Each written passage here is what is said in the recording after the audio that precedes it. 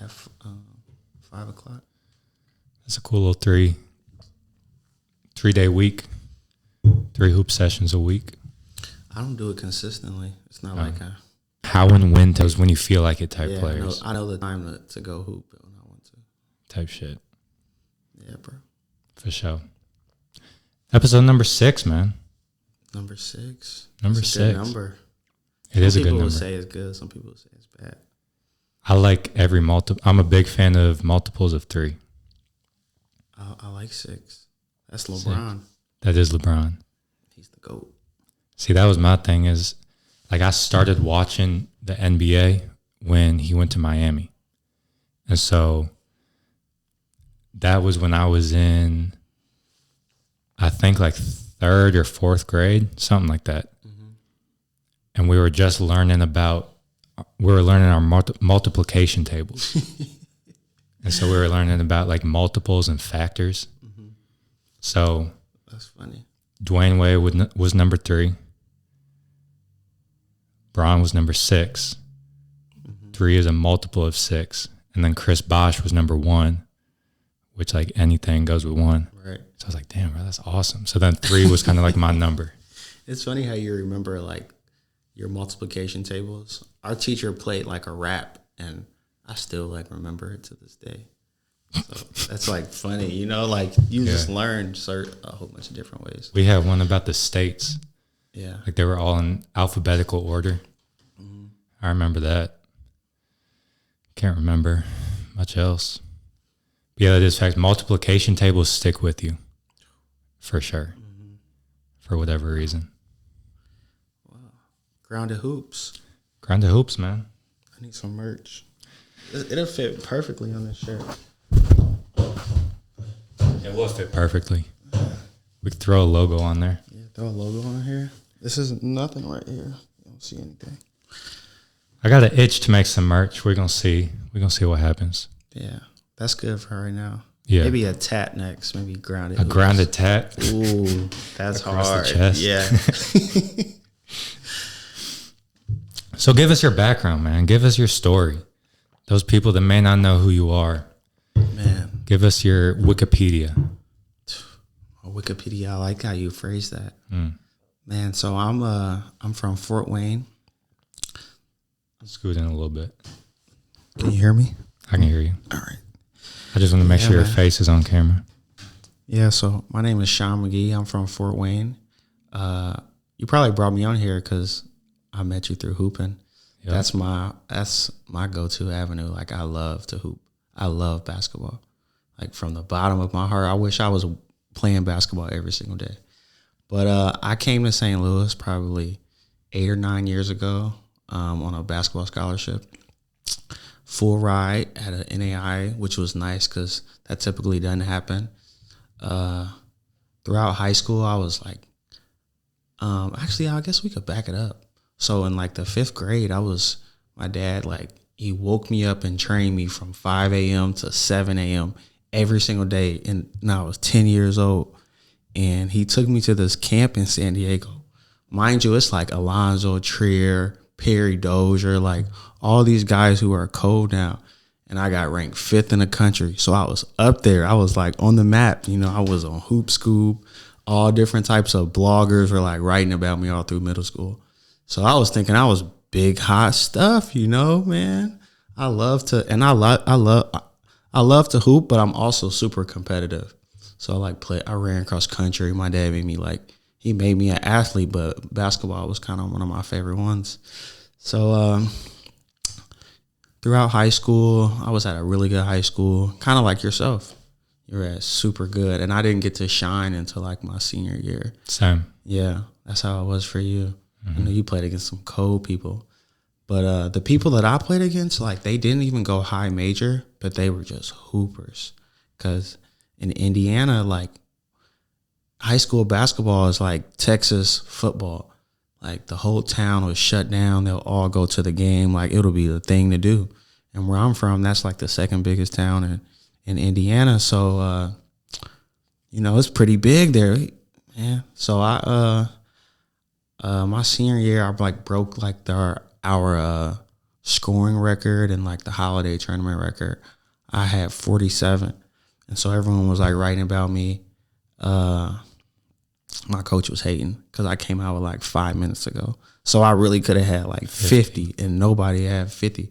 And mind you, this tournament has players like Fort Wayne legends, you know, that was cold hoopers. And Fort Wayne, everyone who hoops goes to Fort Wayne to hoop. Like, not anymore, not for the last like 6 years since the shoot networks have just gotten bigger, where you got Under Armour, Nike, Adidas, and everyone's playing on all these different circuits. But before, everyone would it was like real grassroots basketball. So all the teams would just pick tournaments to go to. And there's this place called Spies Fieldhouse in Fort Wayne, Indiana, where all the hoopers come: Jabari Parker, Julius Randle, like Texas Titans. I don't know if you heard of them, but they like had a jet. They had a jet. They would use the Mavericks jet. This who Julius Randle played for. Julius Randle, Matt Jones, who went to Duke, Mickey Mitchell, who went to Arizona State. Like cold hoopers that a lot of, you know, at least people my age probably, like, you know, within that like 25 to 35 age range, they know them. The Harrison twins, like all these people will all go to Fort Wayne. And so senior year, I had a good game, and I wasn't getting recruited because I was known for having I did my own thing, you know. I was like a hothead kind of, man. And I was a hothead. I was super competitive. I didn't like losing, and I had to like basically get myself recruited, where I knew I was going to go to school, but I was like, I need a full ride scholarship. Like, I'm not going to settle if nobody's not paying for everything. I'm not doing none of that. I don't know what I'm going to do. And I was just DMing like tons and tons and hundreds of coaches, like assistant coach, head coach, recruiter, recruiting coordinator, like everybody I could. And this one guy, he was like, come down here tomorrow for an open gym from Fort Wayne, Indiana, all the way to St. Louis. So my dad drove me down, and I was hooping, boom, boom, boom, giving it to him. They give me a tour of the campus. They say, yeah, we'll offer you a full ride. You got to pay your books. Oh, yeah, that's sweet. We on that. So I ended up coming to St. Louis, and yeah, man, that's kind of my childhood, how that went. It was awesome. What were some of the Fort Wayne superstars that you mentioned? You mentioned a couple of them. So Deshaun Thomas, he went to Ohio State. He was the third leading scorer within the state. So, like, Indiana has the top 10, like 7 of the top 10 capacity gyms and shit. So it'd be like 25,000 people at a high school game. I played a handful and coached a handful of AAU tournaments in Indiana. Mm-hmm. And they got like 6-court facilities, huge gyms. Mm-hmm. 6-8 courts. Even if there's just one court, their stands are going up all the way here. Huge. It's ridiculous. Yeah. I'm trying to think of some other guys. Guy named Justin Jordan. He went to SLU, I think, in like 2010. He was a starting point guard. Man, it's so crazy why no one from Fort Wayne goes to the league like in an NBA. Nobody goes to the league, but they are, you know, I don't know what the reason is behind it, but they are cold. Like, they'll hoop with people that go to the league, like the Julius Randles, like all of those, you know, those guys, those top, Jabari Parker, because it's near Chicago. So you got to think Charles Matthews, like they have 35, you know, somebody from Fort Wayne that had 33. They may even win the game. I don't know what it's like a little curse that we kind of have behind it.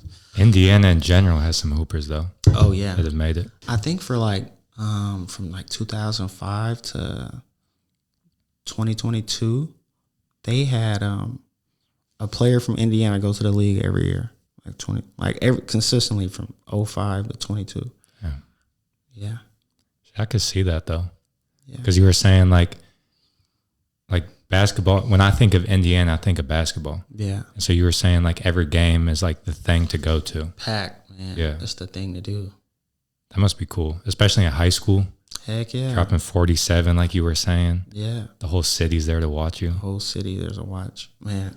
But even like before, like, I mean, grassroots, like middle school, even high school, like my AAU team, I'll have, 45, 47. I got tweets and stuff for that. Be like, oh, Sean McGee has 47 points at 8 a.m. I like to buzz people's ass in the morning when they waking up and shit. Crusting their eyes. Yeah. Yeah, bro. And so, that was kind of my college career. I had a little one, 5-year-old daughter. I had her my sophomore year. Of high school or college? College. Got you. So that was tough. That was tough at first. My freshman year when I got to like my school, I won freshman of the year, and then I had a kid my second year.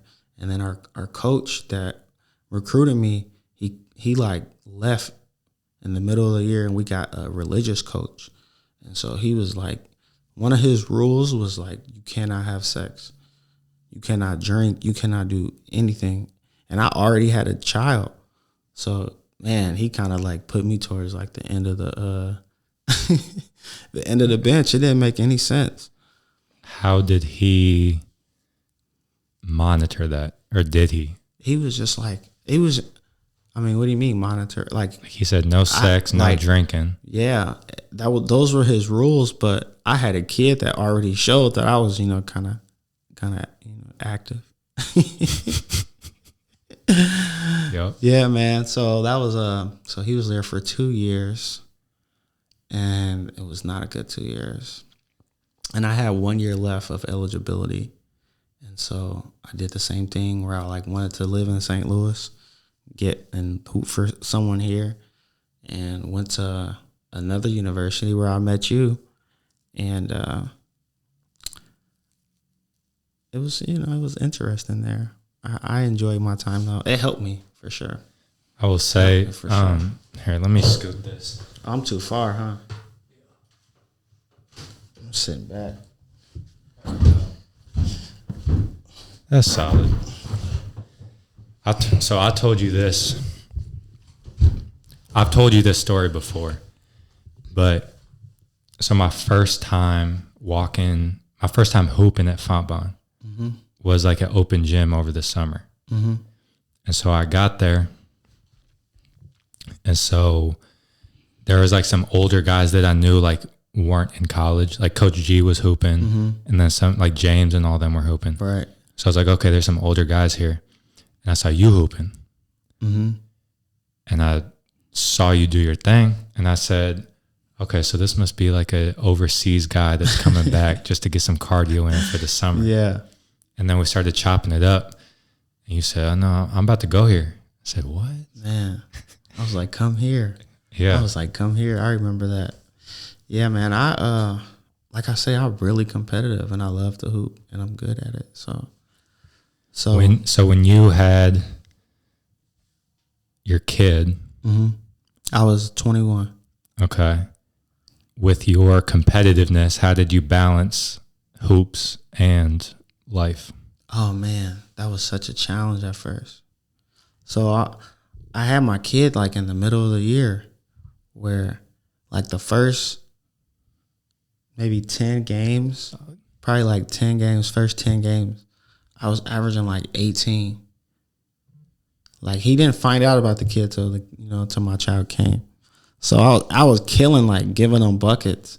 Then after that, it was just hard balancing both. You got obligations. You're still trying to hoop, then you're still in school, still trying to finish in 4 years. I take education seriously. My family, like where I come from, a couple aunts and doctors who preach education, and my grandfather especially. So I've always taken my education seriously. So that was a challenge too in itself, and just like trying to balance all of that together. After that, man, I was in a slump. You thought I was a freshman high school player. Like I was in a bad slump for good maybe like 8 other games or so. And so yeah, it was challenging for sure. And then at what point did your school not exist anymore? So I graduated in 2019, and then the next year they closed. So you the just year made after, it out. yeah. Just made it out. Mm-hmm. Okay. So I made it out right before. So you said 3 years there? So I hooped there for 3 years. And so the way that the scholarship worked, it was like a admission scholarship thing where my scholarship was granted at my school that I graduated from, at Lindenwood. But if I would have transferred schools, it would have took your last 45 credits have to be from a university when you transfer. So that's a semester and that's a year and a half. So I would have been back another year. Like I would have had to graduate in 2020 if I would have transferred schools. So I just said, you know what, I'm gonna get through this year. Oh, the coach, he kicked me off the last year. He was just like, we don't need your services. Damn. He said, he straight up flat out told me, he said, we don't need your services. Like, you don't like that. I was just like, oh, okay. Wow. Man. So I just said, I'm going to stay here. I'm going to go to school, get my degree, and then hoop somewhere next year. So then go ahead. I had a lot of opportunities, but I wanted to stay around my daughter. So I was going to ask you. So I could have there were other schools in Florida and stuff I could have went to, Kentucky, there were other schools, but I thought St. Louis has so many different universities, 10 different universities, 10 people on each team. I'm like, I'm better than some of these guys. Should at least, a couple of them could take me. And I went to every single school, talked to coaches. I got myself recruited, how I did things. I always, that's kind of how I operate. I just make shit happen, I grind it out. Grinding, man. Yeah. Were you, so you said you were emailing coaches. Was Twitter a thing? Twitter was a thing. Writing coaches on Twitter. Gotcha. But I would email coaches where I would go to the site, see what their email was. I know they're going to work. I know they check their email. I'm going to send each one of them an email, sending them stats, sending them highlights, sending them news, links and stuff. I'm going to let them know who I am through emails and Twitter and Instagram, everything. And overall, how would you rate the response? Was it because there can kind of be levels to it where it's thanks for your email, here's our camp that we're having in a couple months, but you can kind of tell it's just a formality. Right. Would you say that the reception went well? No, but I always think of all I just need is one person to tell me yes. I just need one. That's not hard to do. It shouldn't be hard. I just need one person. I need all these scholarships. There's so many schools have all these scholarships. I just need one scholarship. It'd be people that have 30 offers and stuff. It's they only can go to one school. I need one person to tell me yes. So that's kind of been my outlook on situations throughout my life. I just put myself out there and and I'll go out. I may even knock on the coach's door. Knocking in, drive an hour to a school, knock on their door. You really had that face-to-face communication with them and try to build that relationship. So where they'd be like, man, there's something about this kid. And then, you leave them wondering. And that's exactly where I was going to go with it, was that go get it attitude or whatever you want to call it. Right. People respect that. Absolutely. They respect the hustle. They respect the okay, this kid cares enough to be going to these lengths, and he's got the stats and whatever. Okay, there might be something to it. Absolutely. So yeah, my freshman year though was my best year in college. I was balling though. I had I think I averaged 15, 16. I led the country in scoring for freshmen. I I was killing. So I had Dre on here last episode. I asked him the question, and then we ended up talking about it for a while. Shout out to Dre. Shout out to Dre, bro. Man, Dre's cool, man. I my bad to cut you off, but I love Dre. Like, That's Dre my is guy. clutch. That's my guy, bro. That's a good friend to have. Shout out to Dre. He made every practice very enjoyable. Yep. Man, go ahead. Now we're gonna circle back to it. Go ahead. So, my first time, like not my first time, but this time I remember hooping with you. You scored like all the points, like 3 games in a row, maybe 2-3 games in a row. You scored all the points. I'm like, who has him? I'm gonna guard him. But you're like 6'6". I'm like 6 foot. You know, I'm like, I'm gonna guard. I was so mad just because you kept scoring. I'm like, who got him? I don't know if you've seen. I'm sure you've seen Coach Carter when Ty Crane is like, who got him? You guard him. I'm tired. So yeah, that was, I think, my prime. Yeah. In my career was that summer going into my freshman year of college. Yeah. I was 5 workouts a day.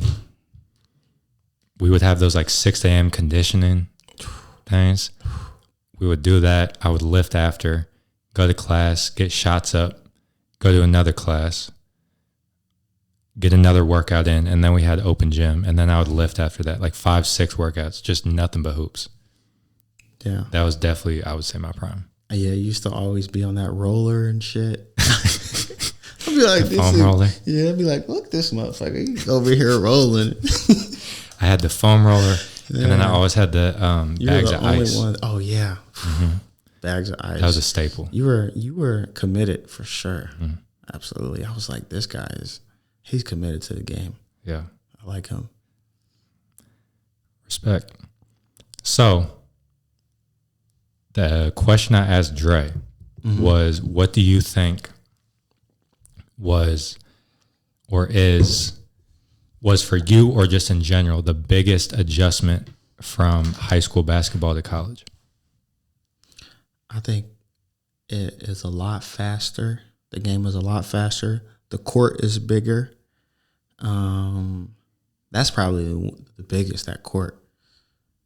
Man, you think you got things under control in this little space right here, but that court gets a little bigger. You're like, man, it's huge out here. And depending on what level you go to, some guys can really go. Like, I thought I was the hottest thing as sliced bread. Man, I got to college, and this one dude humbled me. He humbled me.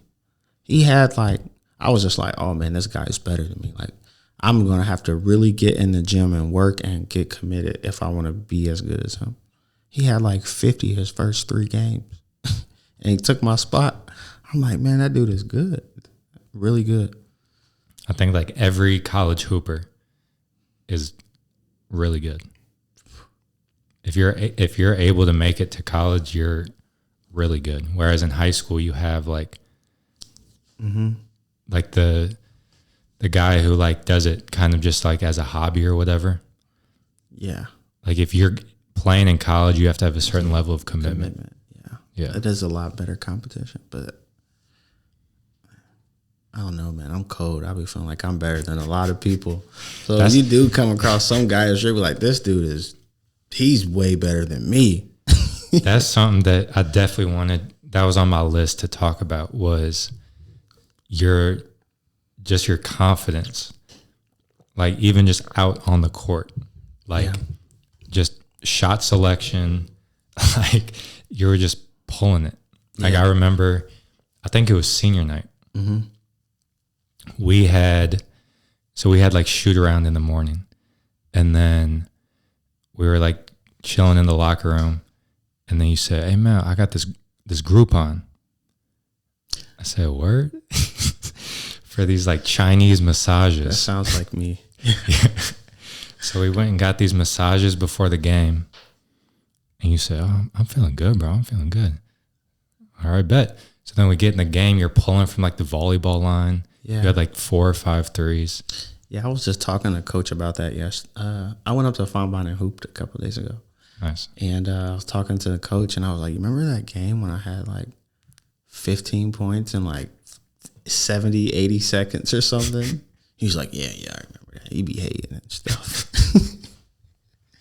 But yeah, man, that confidence just comes from putting the time in the gym. Honestly, I my senior year also was good because I came across an NBA agent, and this guy, he was like, "You need to commit to 5 a.m. workouts every single day, for 5 days a week. 5 a.m. workouts, 500 shots a day, and 5 miles a day, and you'll be cold." These 3 things. You can do it though. If you really want to be great at something, you can do that. Like you can commit to that. I mean, and you don't. It's not like you have to run 5 miles straight. You can do a mile or 2, or until you. That's a 5K. That's not a 5K. That's a 10K. 5 times 3, 15 miles. No, that's some math shit. Anyway, but yeah, he told me that, and so I was committed to. I mean, I wasn't getting 5 miles in a day, even if you get 3 in a day, or 2 in a day, or 1 in a day. But I was committed to the 500 shots.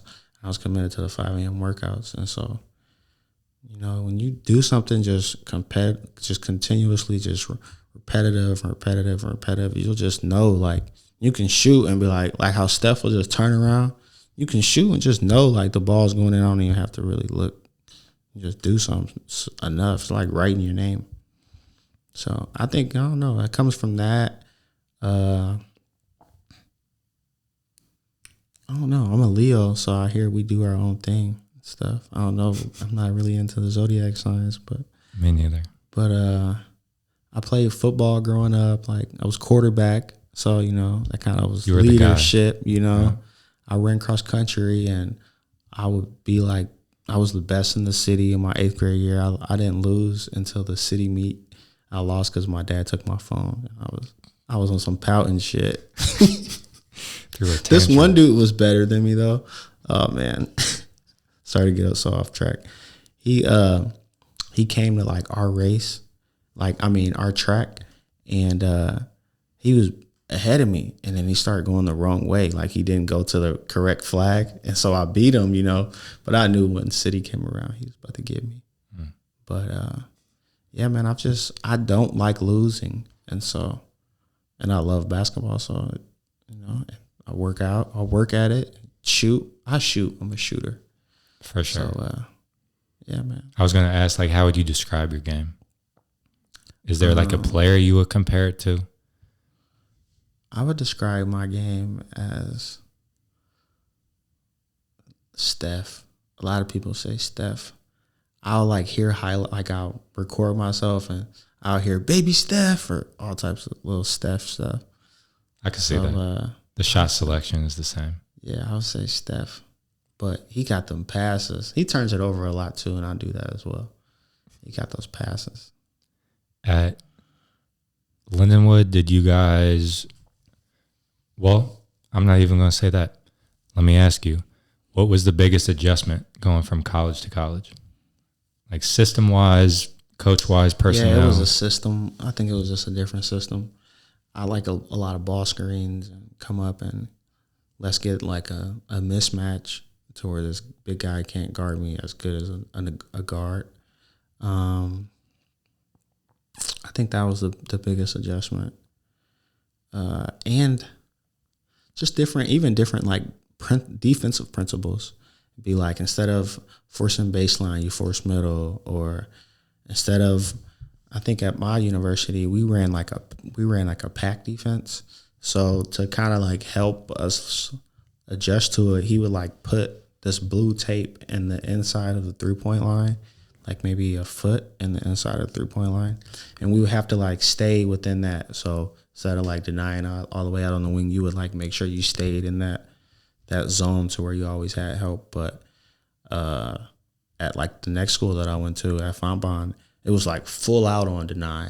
And then you got to get there faster. It's already a bigger court. So Yeah, it was some adjustments for sure. Then I think I've seen at that university people do a lot better in their second year after they've adjusted to how it works than their first year. absolutely. Especially there. So Fontbonne specifically. yeah, Fontbonne specifically. I've seen that like specifically. You can go because there's some schools you can go to and you can kill your first year, like, but I've seen there like you usually do a lot better your second year. Yeah, because like you say, college is definitely like system oriented. Mm-hmm. Like coach has his favorite plays and sets and principles and all that. No middle, like you were saying, like. Mm-hmm. So yeah, that definitely needs to be adjusted to. Yeah, and it's hard to. There's some, you're just not used to something, and if you've done it, we all are hoopers.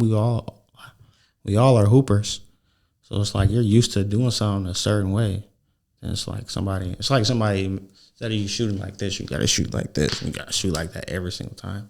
Mm-hmm. Be like, especially if it's so, like you said, pack line defense, those type of principles. If you've been up in the gap for 4 years of high school, that's 4 years of doing it. So it's going to take a little minute to break that habit. Yeah, for sure. So we get done with senior year at Fontbonne. And then to circle back to something you brought up earlier, the importance of education instilled in you by your family. So then we decide to go get our master's. So I finished up at Fontbonne and I started my master's as a GA at Fontbonne.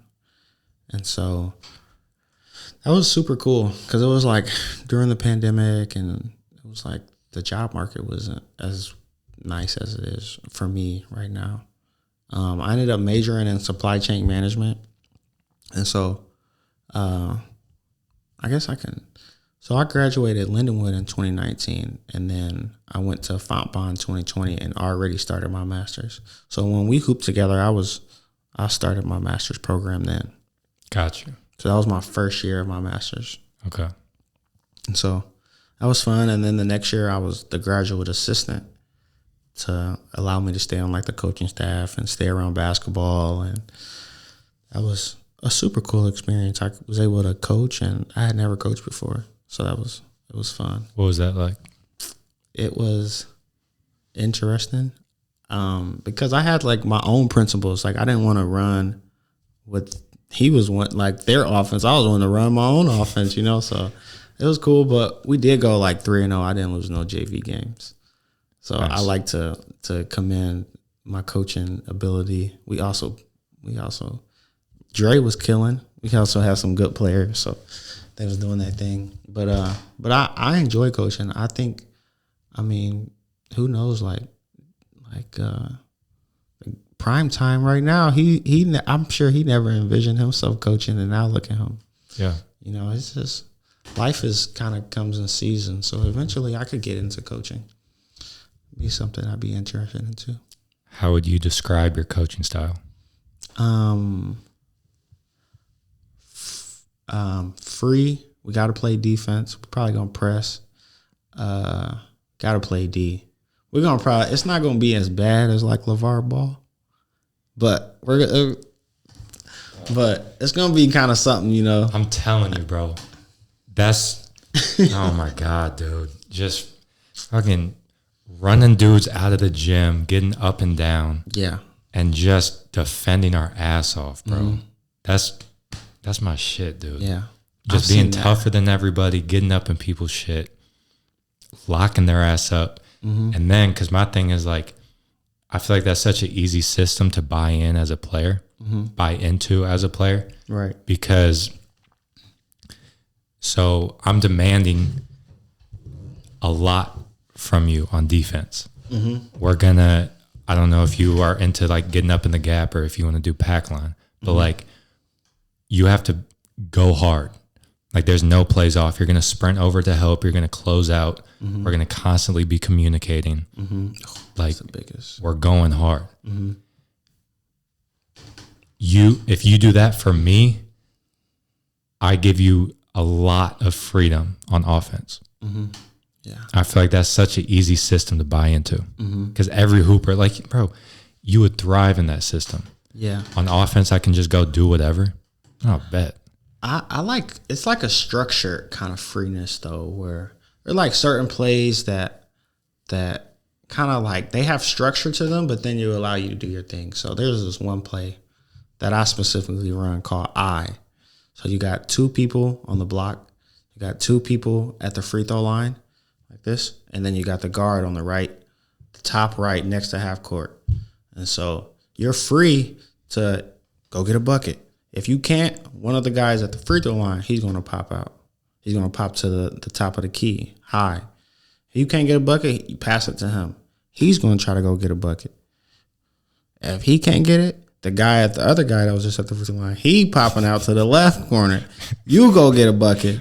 If he can't, he going to do his thing. And if he can't score, then the guy at the bottom block is the best shooter. He pop it to the corner and shoot it to Splash. I mean, or miss and go back and play defense. But if none of y'all can get a bucket, y'all not that good. We need to go back to the gym. So we need to reevaluate. That also helps. You got to have good talent though. So you got to be able to evaluate good talent and put them in positions to be successful and just build their confidence. Honestly, that's a big thing is just your confidence. Like, man, and game confidence is different than practice confidence.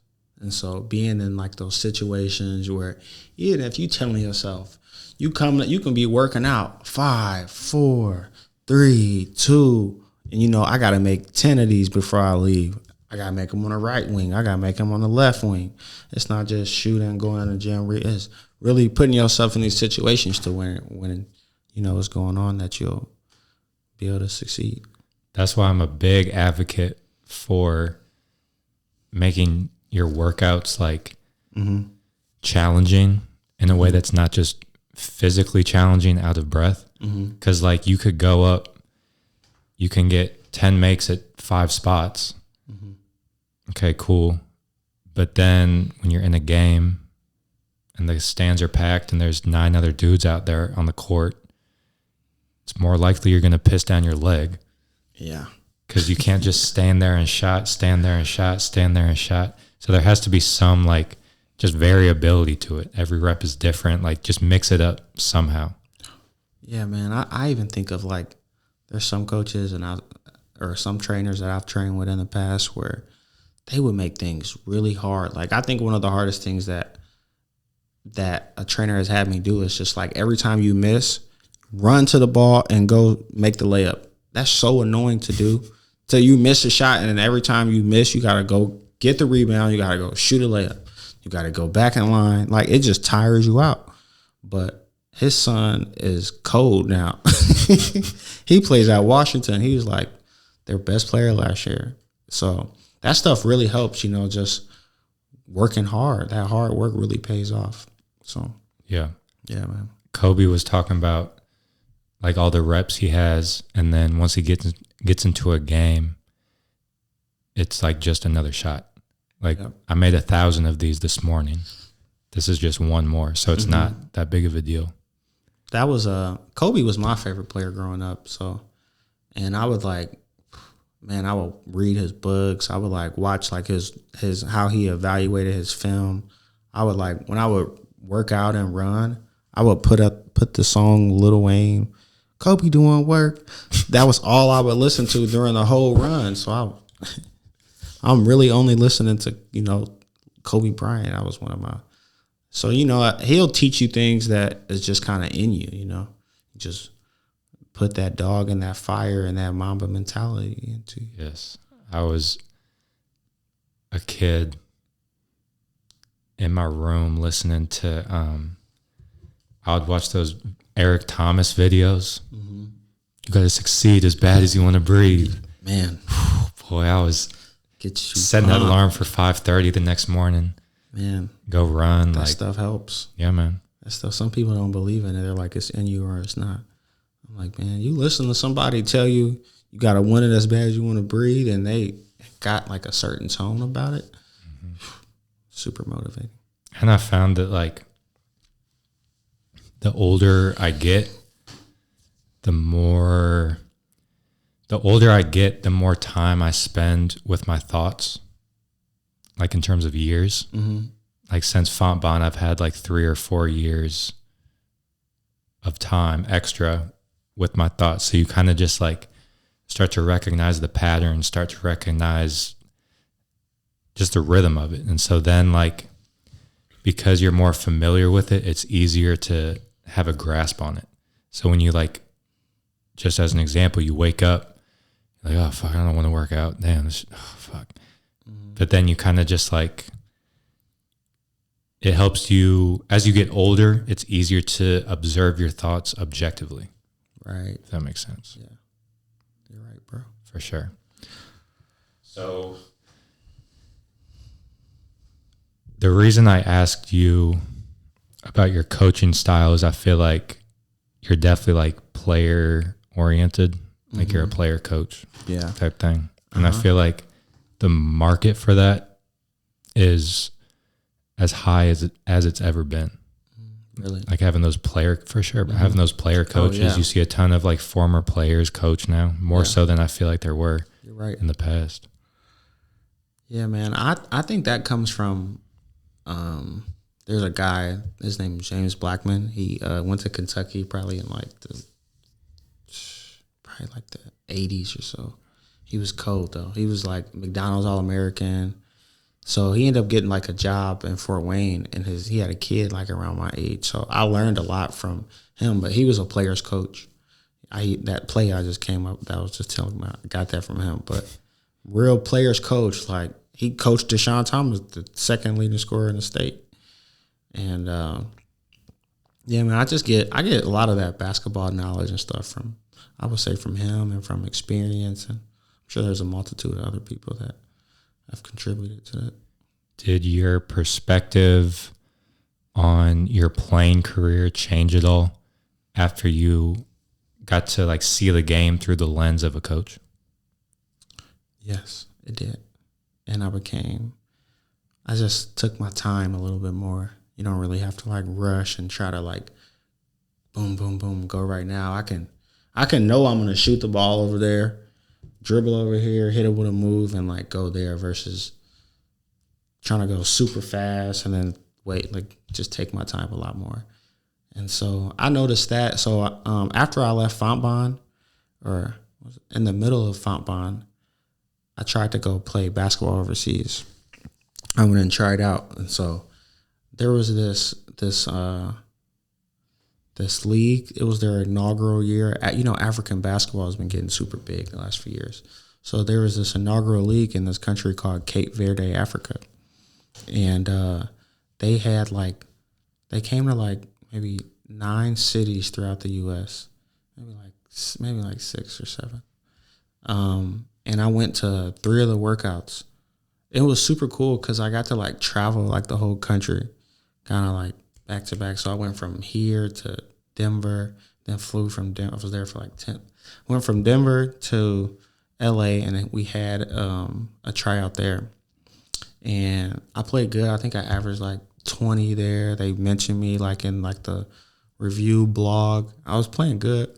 And then I got to, and then after there was one in Houston like a few days later. And then I flew from LA to Houston and I played phenomenal there. Like, I think I had like 35. I had like maybe like a good 18, 15 the game before where we won and everybody was killing.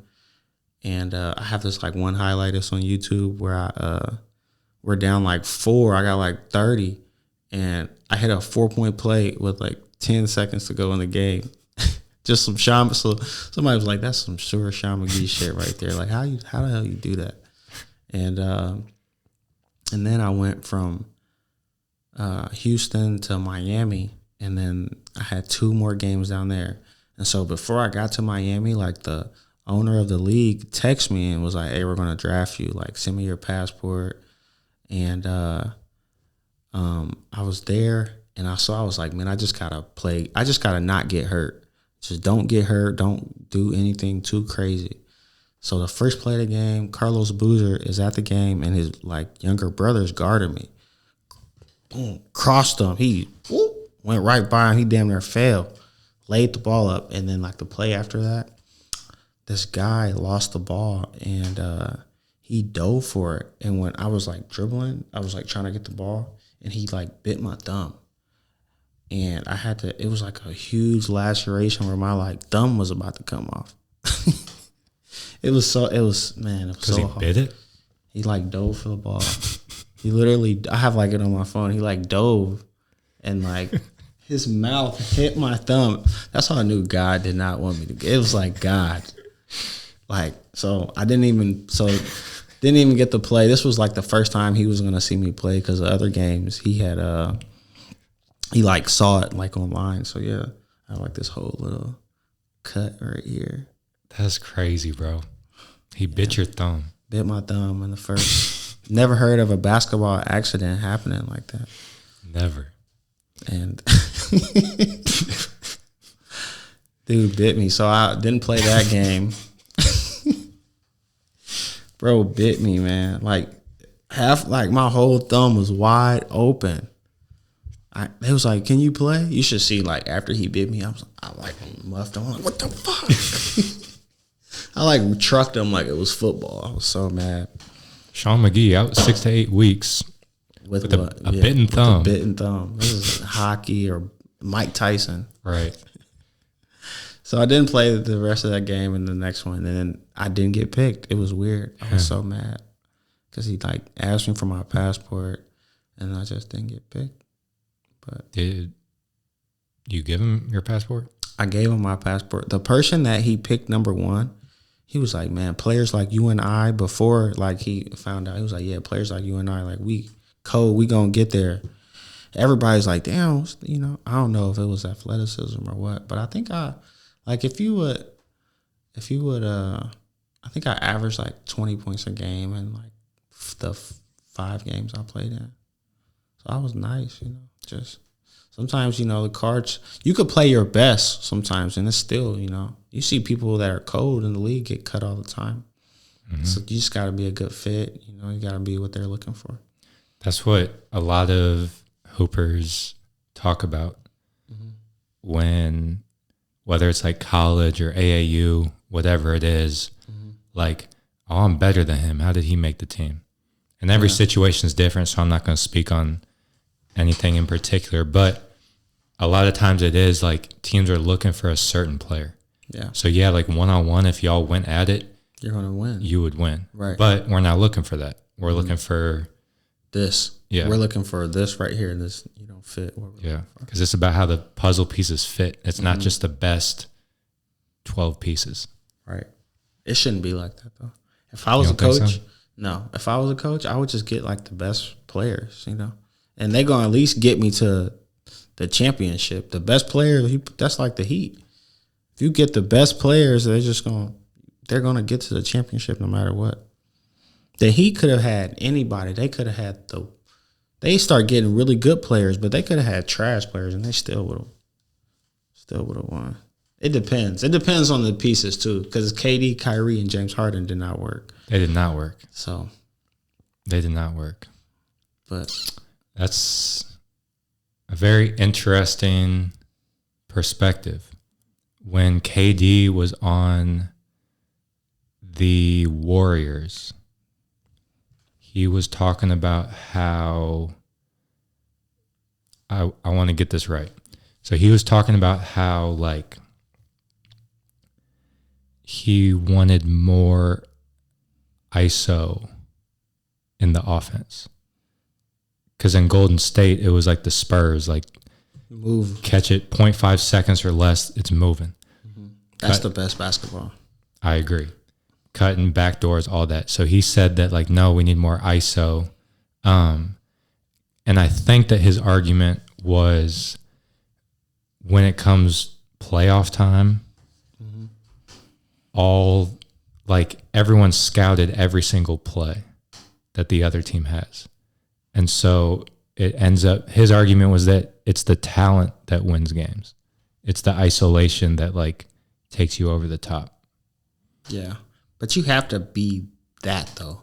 You can't be just good and isolating, because sometimes that still isn't going to you have to really like put the time in and work and be like a real superstar player.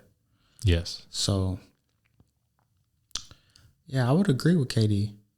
I would definitely agree with that statement. So if you had like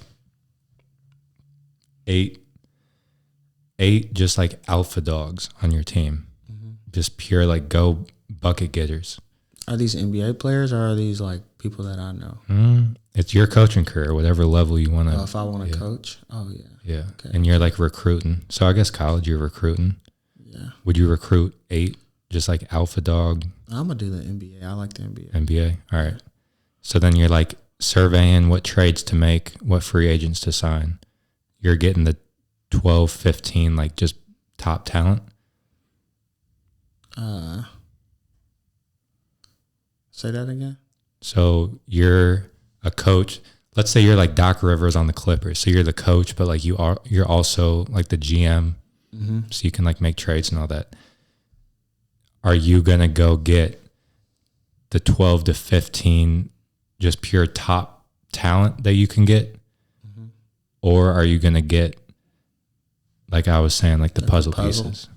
I'm going to get the top talent. Okay. I'm going to just cash out, get the top talent. Cash out. Big market. Yeah, I'm just spend the money. That's what I do. Even on 2K, it works. I just pay the best for the best players. It works all the time. I always get to the finals. Then we'll figure it out there. Figure it out in the finals? And we'll play the other best team and see what they got to offer. Okay. So, yeah, you want the best talent. You want the smartest people. You want the best of the best. You just got to work to be one of those cream of the crop. But, yeah, I want the best of the best all the time. I want the best meal. I'll treat that how I want the best meal. I want the best girl. I want the best hotel. I want the best. My car, I'm driving. I'm cool. But, yeah, Got a good car. Yeah, reliable. So. Jeep. I got the Jeep, man. Reliable. Okay, so what about the role players?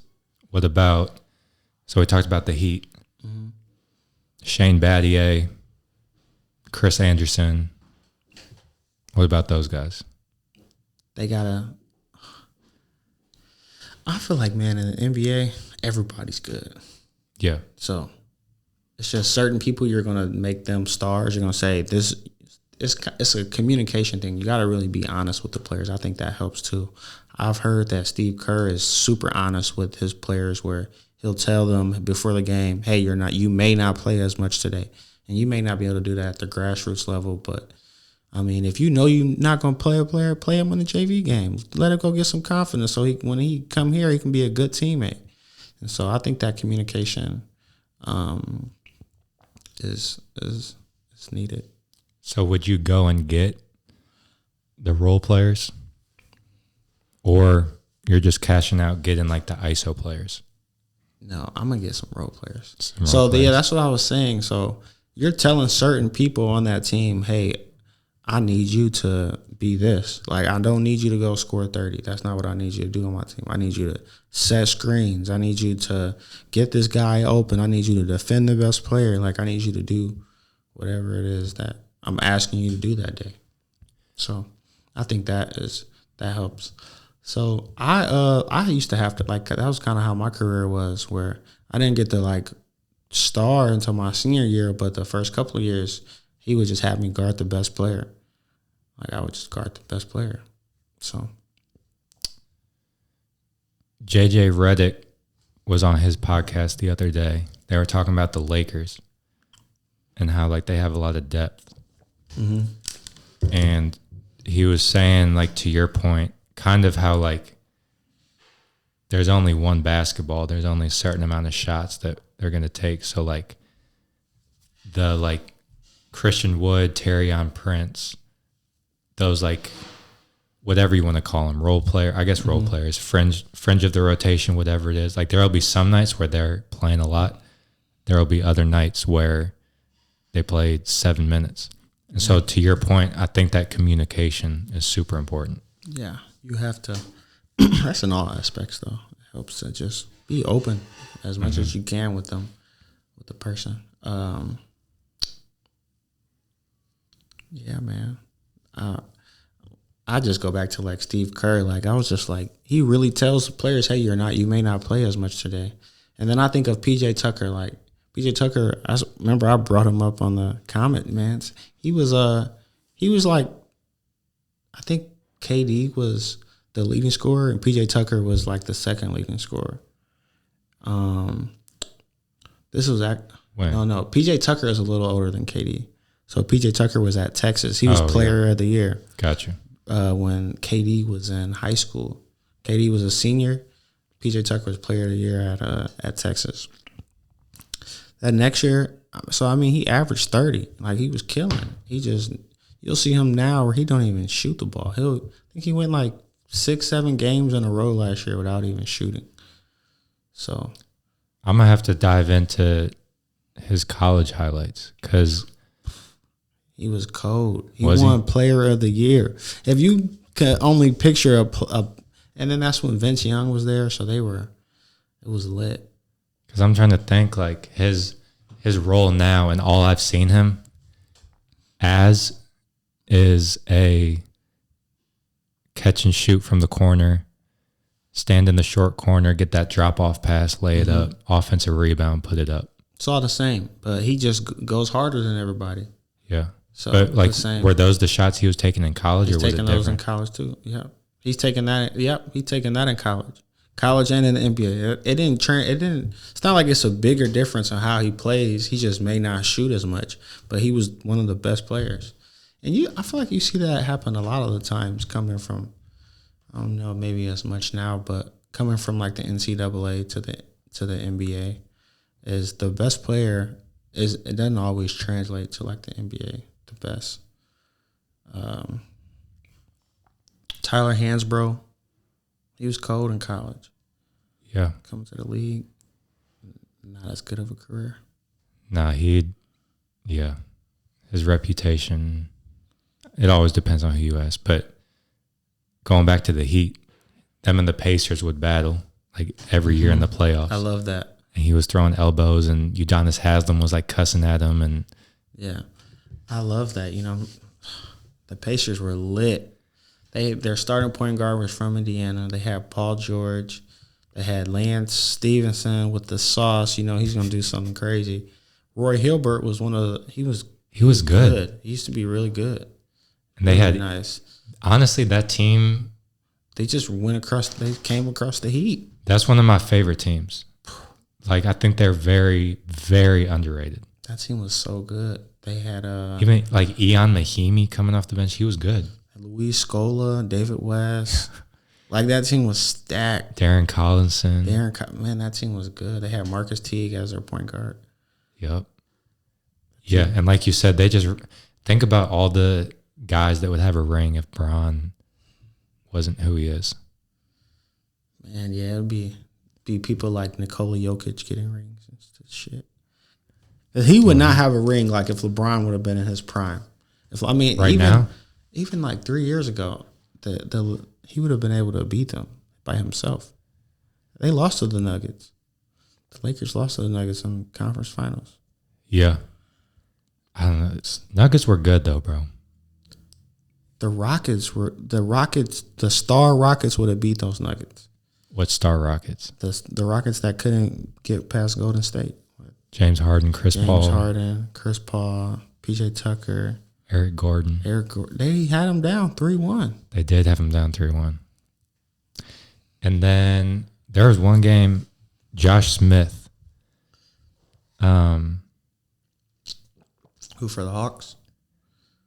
But he was playing for, I think it was the Rockets. Or maybe it was the Clippers. I don't know. But one game in the playoffs, he just caught fire. Josh Smith. I need to. I didn't follow Josh Smith after he left the Hawks. I was a big Hawks fan though. That was a good team too. That was a good team. They sold out every game or something like that. Really? But they had, they were nice, bro. Kyle Korver. Mm-hmm. Yeah, that was a little squad. Okay, so you do your year as a GA at Fontbonne. which leads me to a big reason why I wanted you on here today, was you have these different perspectives of the game. Mm-hmm. So we went player, we went coach, and then we get into reffing. At what point did that come into play? So when I graduated, I tried to go overseas and hoop, and that didn't pan out the way I wanted it to. And I had maybe like 6 months left to graduate. So actually, yeah, before I graduated, I tried to go hoop. And then when I graduated, I still wanted to be around basketball. I didn't have the time to like coach it and be there like on a day-to-day as much, just because schedules were changing, but I still wanted to stay around. And I found someone to like put me in connection with a reffing, organization. And yeah, I've been doing that for about a year. We crossed paths at a Fontbonne game last season. And you were saying we crossed paths a few times, man. We always bump into each other. We did. Bump into each other in Delmar one time. That's right. Like walking. That was like one of the first times I seen you in a minute. That's right. And then, yeah, we're always bumping into each other. Yeah. Funny how God works. Mm-hmm. And so you were talking about, because we talked about reffing, because you said some dude like knew me or something like that. Oh yeah, one of the refs. But I had no idea who it was. Yeah, man, I forgot. Yeah, that's so funny. Like basketball community is so small. Yeah. So, but yeah, it was this guy who just loved you, and he said he trained you. He's like the shorter guy. He had like bald hair. And shout out to that ref. I'm gonna ask him what his name is and text you. Well, that's the thing, is at the time you knew his name, and we like looked him up. I looked him up on Facebook. Nothing came up. Him? The name wasn't. Yeah, I did because I could look on the app. Yeah. Yeah. Oh, man, what is that? He knew you though. Like y'all were like boys. That was crazy. That is funny. We're gonna have to do some investigative research. Yeah. And get to the bottom of that. But you were saying how, since you started reffing, when you watch games, you you watch the refs, and that stuck out to me.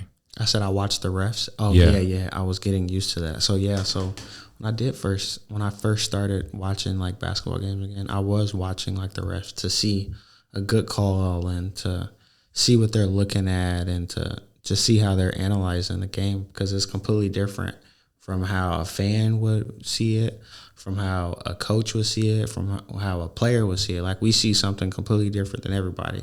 And so I think that also helps now as well, like playing and stuff when I do play, or because I'll play with refs now, like play with in a league with where we have refs, and I know kind of what they're looking for, so it helps, and I'm sure kids that want to get into reffing that are maybe in high school, they can find a league that allows them to ref on the weekends or whenever that they get a chance to just see how it is from that perspective versus the player's perspective.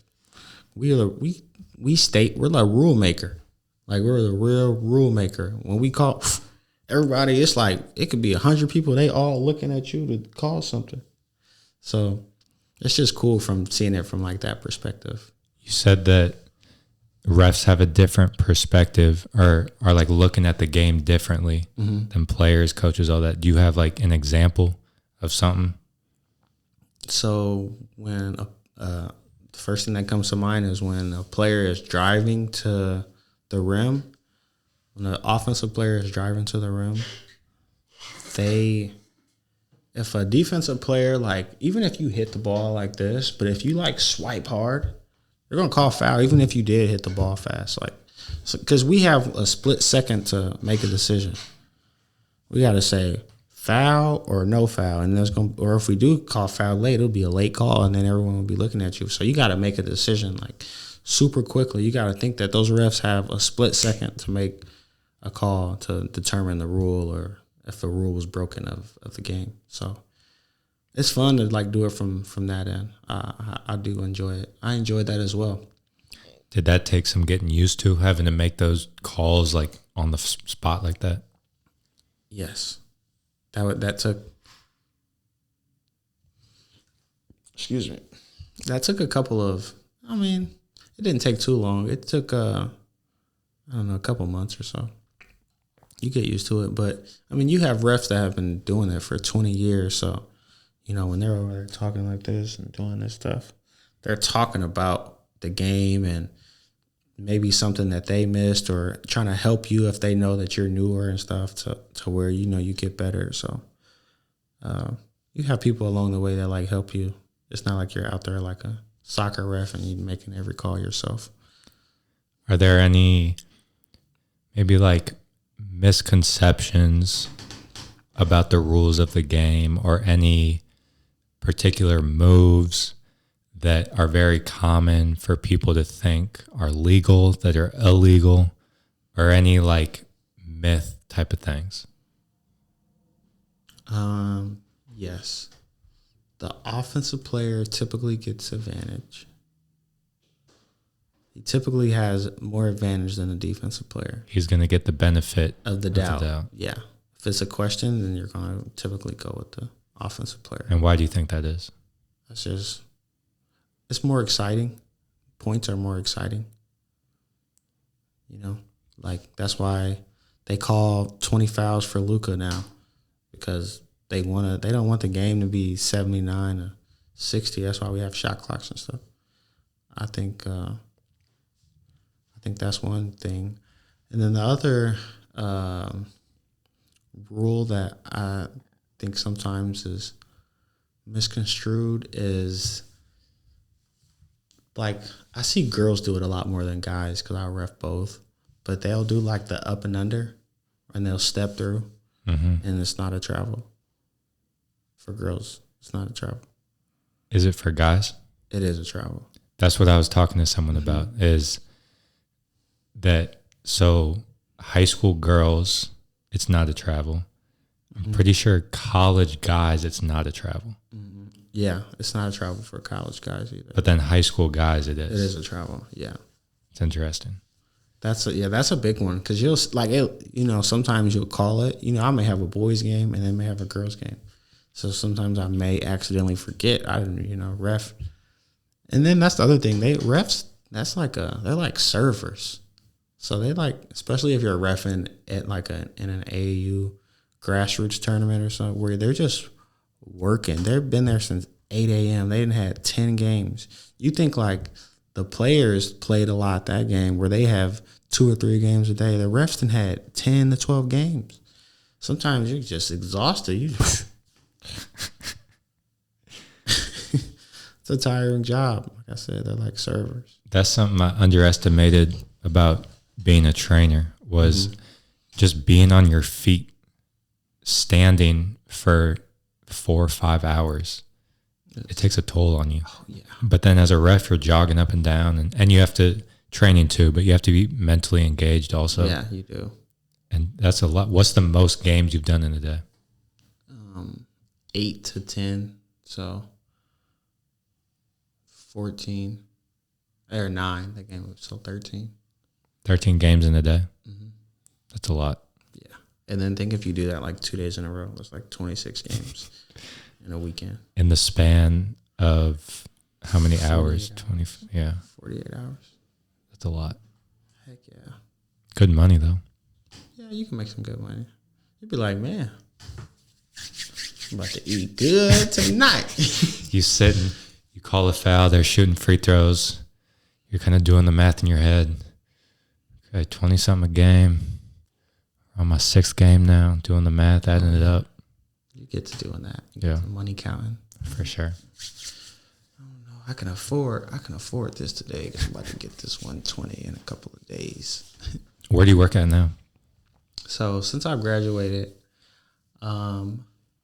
it's been super cool. It's been a super cool experience of like finishing school and like working. My first job was at Anheuser-Busch. I was a warehouse analyst. And so I was there for about 6 months. I signed I was a contractor. So a lot of the times when you work in like the business field, they want to see if like you'll be a good fit to like work for them. So they'll hire you like as a contractor before you like get a full-time job. And so I was hired as a contractor. I did that for 6 months. And then I took another contract job working with Nestle Purina, and I worked there for about 18 months. And that was super cool. Worked like with wet dog food and dry dog food and wet dog treats and wet cat treats. Like, it's just so much of a variety and so much different than being like a real coach or a hooper all day long. And so I was working there for about 8 months. And then a couple of months ago, I just started working for, it's a supplier of GM. And so they make like the seats for GM. What's GM? GM, General Motors. Okay. Like the people who like make Ford Explorers and stuff. And so. Okay. So yeah, I've been doing that for like a few months, and it's been cool though. It's like a journey. It's a journey in itself. It's your career journey. Yeah. And so it's a lot different than playing basketball or coaching or being around the game all the time. But a lot of the tendencies that I have learned from basketball apply in life, you know, getting there a little early or staying a little late or just communicating and talking, and just different. But it's cool though. It's a different way. So corporate America is a little different than the hardwood, but it's been fun though. You kind of take bits and pieces from each part of your journey, and going back to that like puzzle analogy, kind of take things, add tools to the toolbox. Yeah, all comes together. I like that. Where do you see yourself 5 years, 10 years, however long? Where do you see yourself? I don't know, man. I take it a few years at a time. I should have a 5-year journey, but I mean, I think we were talking right before the podcast started, when you were saying you're trying to appreciate being young and, you know, not trying to grow like too fast. And that's kind of like the same way I feel. So I have like a couple year plan of where I want to be in the next few years with my career. And while I feel like I'm still young. I feel like in a few more years I won't be as young. So I'm trying to just take advantage of the next couple of years and capitalize on my career as much as I can to hopefully be somewhere else that's a lot better than here. But it's constantly growing though. I love it. Like, life has been like, it's been good. You know, we all go through ups and downs, but right now I feel like we're shooting to the stars. That's a good feeling. Heck yeah, I love it. It's a great feeling. Yeah, man. That being said, man, we've gone full circle. We started out with your high school, went to college, another college, overseas, talked about getting your thumb bitten, crazy, coaching, school, dog food. Yeah, man. We went full circle, man. That's typically how it should go, you know. It should go like that for you. You know, you go to school, you get your education and whatever it is that you'll be in, and then you get to maybe enjoy a couple more years while you're maybe studying for your master's. At least as an athlete, you know, like that's kind of what we should envision, or because if we're not going to go to the league, which a lot of us don't get to. But yeah, you know, you go and you work, you get your education, and then go get to like work a job. And that education is the biggest difference from like a warehouse, like a warehouse worker and like the management. Like, y'all can have the same brain, but just because this person like graduated, we're going to have them work in the administration office and do this, and then we're going to have them tell you what to do. So that's a good point. Is like I think of like the strength and conditioning world. Like, you have to have certifications, you have to have letters behind your name, PhD, MBA, all that. And like, you know, for better or worse, like I guarantee there's some guys who don't have those letters. Yeah. That know enough to get in the door. Be in that position. Yeah. But you just kind of have to play that game sometimes. Yeah. Do you think you need college to be successful? No. That's not what I was trying to say at all. I don't think you need it. There's so many other ways to make a decent living for yourself without like having to go to college and stuff. And even I see sometimes where a person will go to college and get all these like student loans and be an attorney and make $140,000 or $50,000 a year coming out of school, or a few years after you coming out of school, and then they'll get into real estate and be like, "Damn, I didn't even really need to go to college." I'm glad I did, but I didn't need to go do this. I didn't know that I could make money like this way. I just always knew that I wanted to be an attorney and go live this like lifestyle, but it's not really, doesn't have to be like that. So it's being able to adapt to, I think that kind of what you were saying was going from hooper to coach to overseas to, kind of like corporate America now. And it's just adapting to, your environment, and even like role players, like there's some really good role players, but they could probably be a star on another team. It's just adapting to your surroundings and doing what's asked of you in that moment, and bringing value. That's a good way to look at it. That's a major key. You got to bring value. So as a role player, you're going to bring value. You're going to set 100 screens so get the best guy open. Just communicating in a meeting. That's what I would do. Instead of setting a screen, I'm going to just say something in this meeting to bring value. Something that everybody was thinking of. I just said it. So providing value. Yep. That's fire. Okay, we've reached the hour 16 mark. Yeah, bro. Any last message? Any last words? Any last little TED Talk? Any last words you want to leave the people with? Yeah, man. First off, appreciate you bringing me on the pod, man. Appreciate you coming. Pods, so it's super cool. Have you been on one before? Never been on one. Okay. Seen them though. I watch them. I watch a few of them, and so this was super cool because I get to, it's like seeing something 100 times. You finally get to do it. Mm-hmm. So this was super cool. But I just hope that at least something that I said could like resonate to someone, that it helps them along their journey, because it's a long one and it's gonna go. You're only gonna get older, and so you gotta be able, like I said, adapt and transpire to who it is that you always wanted to be as a kid. Like, you want to be a hooper because like the things that it brings, and you love the game, but it also brings like nice things as well. And so just work hard and it'll all pan out. Pray, have faith. Yeah, bro. Work hard, pray, and give value. Work hard, pray, and give value. Ladies and gentlemen, Sean McGee, episode number 6 in the books. Sick.